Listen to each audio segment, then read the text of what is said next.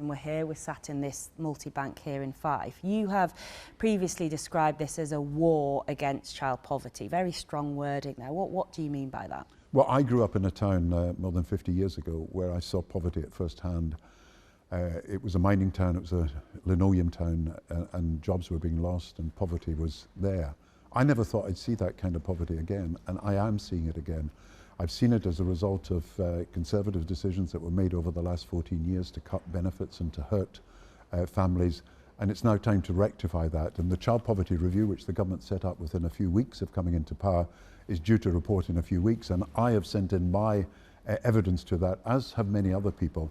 And you know, there are 4.5 million children in poverty in Britain today, and that figure will continue to rise because of the legacy of Conservative policies to 4.8 million in a few years' time. It would be over 5 million in the 2030s if we don't do something about it.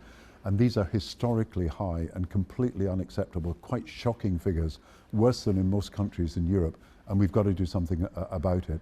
When you were Chancellor, you used the tax and benefit system to tackle poverty. Do you feel a lot of that work since you've left office 15 years ago has been undone, that things have gone into reverse? The problem was that after 2010, when we'd taken child poverty down by a very considerable amount, what the government did was freeze benefits. They froze child benefit. They removed what was called a family supplement for the benefits.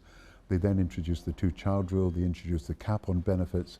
Then they introduced a whole series of other things that made it very difficult for people to make ends meet.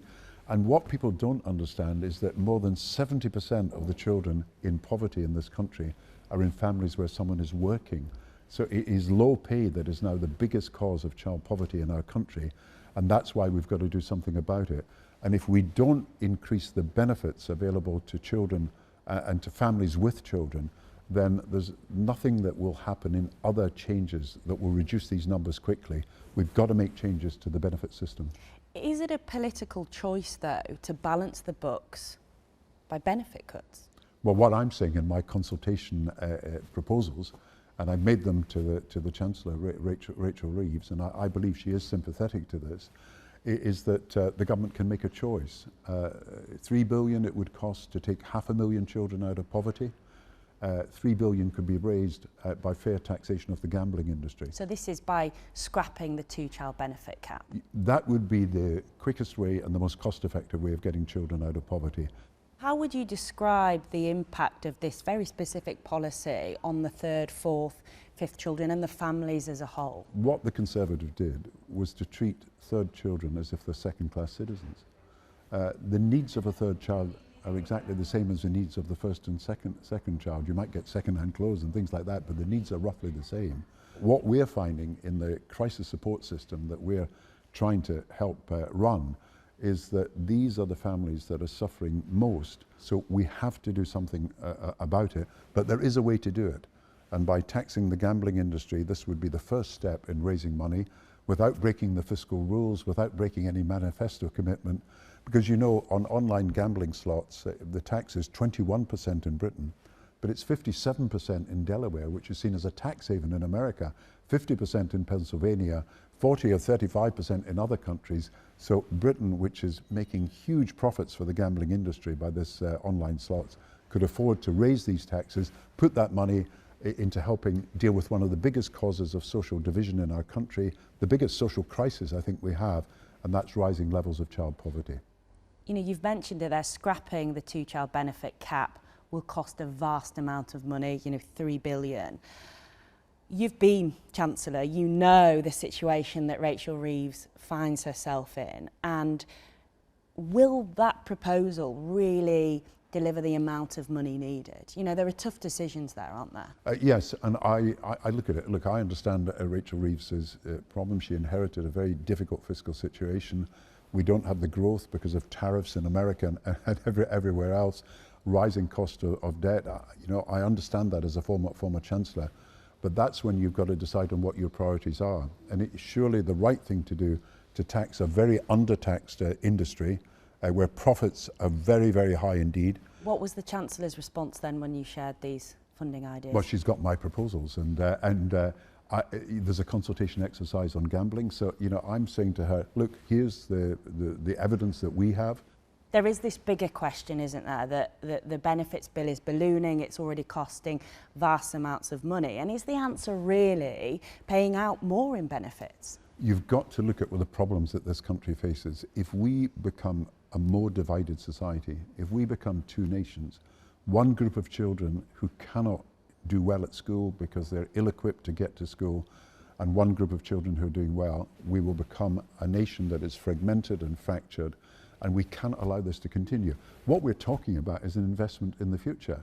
Now, gambling's not going to build the Britain of the future, but children free from poverty will build the Britain of the future. Now, Keir Starmer has previously said that the financial resources just aren't there to scrap the cap. So, do you think that Labour has actually lost its connection with working class voters? It's lost its identity? Now, what the government has done since it came in is it's raised the minimum wage, and that's been very important.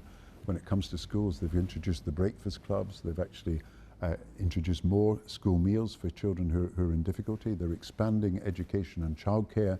All these things are actually being done, and I think we've got to give them credit in difficult situations for doing this.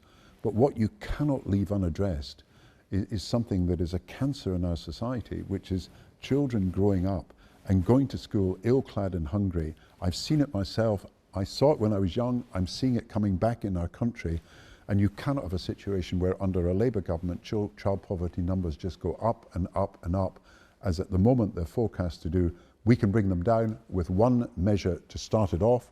So is there a U-turn coming on this in the autumn? We're not talking about a U-turn here because the government is consulting on child poverty. The government's consulting on gambling. We're submitting our observations to them and evidence. So this is the government inviting us to submit evidence. I've just done so. You've referenced the Child Poverty Task Force quite a lot, and you've obviously, as you've said, kind of fed in your ideas. You've got a bit of insight into what may be in that come the autumn. But critics have said, well, actually, look, the publication of this task force and the findings is being delayed again. You know, it's going to be more than a year since Labour have been in power, and nothing tangible has been done to lift those families out of poverty. It's going to be a very tough winter for many of them. Does this show perhaps a lack of urgency on what is a very critical issue? See, the only decisions on these matters can only be made in a budget. So you've got to make them in a budget. If you're doing a tax-raising measure like gambling tax to pay for child poverty, you can't do it outside a budget, and therefore I think the government is right to say we're going to publish the report before the budget. I hope the decision that I'm proposing will be made in the budget. Now that's up to the Chancellor. But what I'm saying to her is, I'm not coming to you and saying, do this, and I can't tell you how to raise the money. I'm coming to you and saying, you can do this, and here's how to raise the money.